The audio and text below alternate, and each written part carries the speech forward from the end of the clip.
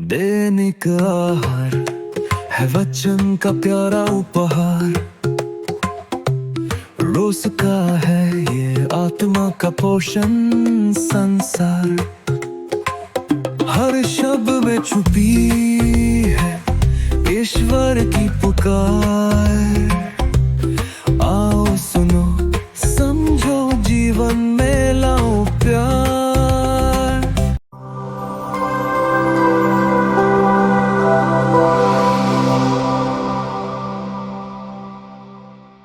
क्रिस्त में मेरे प्रिय भाइयों और बहनों, एक बच्चा जब जन्म लेता है वो धीरे धीरे करके चीजों को सीखता है। चाहे वो खाना खाने की बात हो, चाहे कुछ खिलौने की बात है, चाहे किसी भी चीज में वो धीरे धीरे करके अपना ज्ञान अर्जित करने लगता है।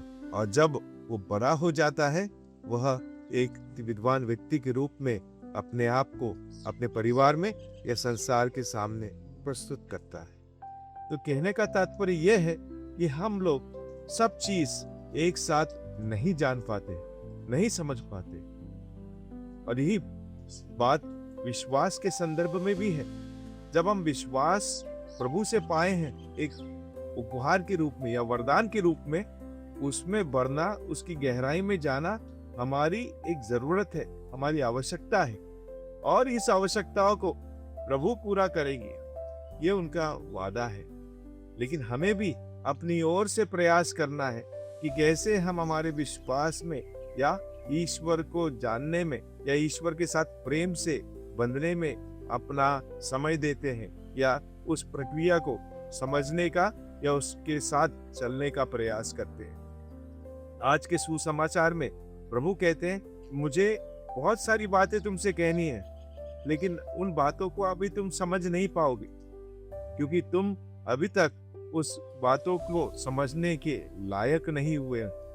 तुम्हारी उम्र या तुम्हारे विचार या तुम्हारी सोच अब तक उस स्तर तक नहीं बनी है जो तुम ऐसी बातों को समझ पाओ।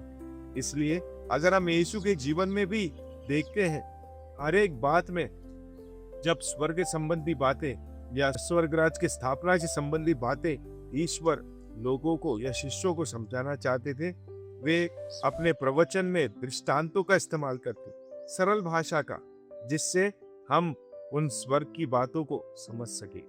और इसलिए आज प्रभु जो संदर्भ में बातचीत कर रहे हैं वो पवित्र आत्मा के संदर्भ में। अब जो प्रभु पुनर्जीवित होकर स्वर्ग चले जाएंगे, हमारे लिए वो एक सहायक भेजना चाहते, ताकि हम विश्वास संबंधी बातों में हम विचलित ना हो, लेकिन उसकी गहराई को समझें, जाने और ईश्वर में बढ़ने का प्रयास करें। तो प्रभु कहते हैं, पवित्र आत्मा आकर तुम्हें बातों को समझाएगा, जो मेरी ओर से उसने सुना है, जो मैंने उन्हें बताया है, और उन्हीं बातों को वो तुम्हें और गहराई से समझाएगा, ताकि तुम्हारा विश्वास मजबूत बने। यही प्रभु का हमें आज शुभ संदेश मिलता है। तो इसलिए आज जब हम प्रभु से वचनों को सुनते हैं, हमारा भी एक कर्तव्य है कि जो विश्वास ईश्वर ने हमको दिया है उसमें बढ़ने का हमको प्रयास करना है। ईश्वर संबंधी बातों को या ईश्वर को जानने के लिए उसका अध्ययन करना है, बाइबल के साथ जुड़ना है, भले कार्यों में आगे बढ़ना है, ताकि हम हमारे विचारों में, हमारे शब्दों में और हमारे कार्यों में प्रभु की उपस्थिति हमारे जीवन में देख सके। और जब ऐसा होगा, हम सचमुच में संत याकूब जैसे कहते हैं कि तुम मुझे अपना विश्वास दिखाओ और मैं अपने कार्यों द्वारा तुम्हें अपना विश्वास दिखाऊंगा। हम भी यह कह पाएंगे कि हम भी अपने कार्यों में अपने विश्वास को प्रकट होते देख रहे हैं।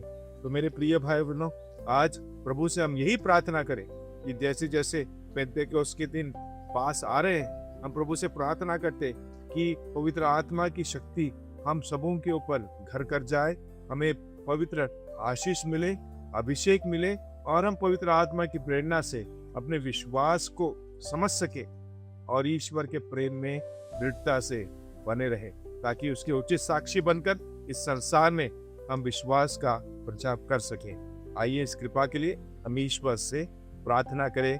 आमीन।